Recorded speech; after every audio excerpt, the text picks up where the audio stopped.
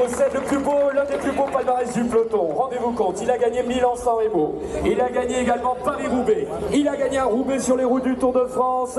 John Degenkolb. Et dans ce collectif DSL Firmenich-Postenel, la revue d'effectifs ne serait pas au complet évidemment sans la présentation de ce coureur français. 10e participation à l'épreuve. Il a gagné sur Tirreno Adriatico. Il a gagné 2 étapes sur les routes de la Vuelta.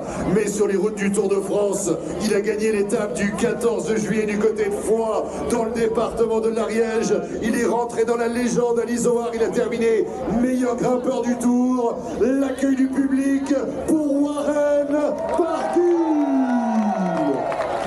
Warren Barguil qui a été choisi et qui a bien gentiment accepté de remettre les casques jaunes LCL. Eh bien oui, on va juste poser le vélo, mon cher Warren. Un 14 juillet, on passe par Saint-Giron aujourd'hui, c'était le départ de l'étape. On va bien tout près de Foix, salué par Pierre Roland. Le même tempérament pour Warren Barguil. Les casques jaunes vont être remis et c'est un champion qui a le sourire évidemment. Le dernier vainqueur français d'une étape du 14 juillet, c'est Warren Barguil qui remet donc les casques jaunes LCL aux jeunes pousses du club de Tarbes cyclistes. Je pense qu'on peut saluer ce beau geste. Warren Barguil, vainqueur, Marc le disait, à l'Isoard, meilleur grimpeur du Tour, champion de France. Ah, si le bleu-blanc-rouge a une importance pour un coureur, c'est bien pour ce coureur. La photo, mon cher Warren, ici.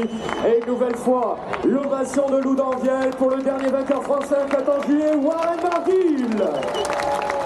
Quelle image absolument phénoménale. Merci beaucoup à Warren Barguil pour son concours, d'avoir passé ces quelques dizaines de secondes. On va garder les enfants de l'opération Casque LCL quelques minutes supplémentaires sur scène et on poursuit l'accueil des coureurs du peloton international avec la formation Arkea B&B Hotel. Oh, la victoire est venue très tôt dans cette formation. C'était la toute première victoire pour Manu Hubert, là aussi un grand manager français dans cette équipe. Arkea B&B Hotel, lui c'est l'un des meilleurs lanceurs de la planète. Il a gagné à Denain, il a gagné le Grand Prix de la Somme. C'est Dan Maclay. À ses côtés, on va saluer le natif de Nice qui a gagné sur les routes de la Vuelta par le passé. Il a gagné sur l'Arctic Race of Norway. C'est Clément Champoussin. On parlait de victoire, on parlait d'Italie. Souvenez-vous, cette attaque dans la côte de San Luca, en direction de Bologne. Il remportait le plus beau succès de sa carrière. Il avait terminé 2e de la Flèche Wallonne, 2e des championnats de France. Kevin Vauquelin.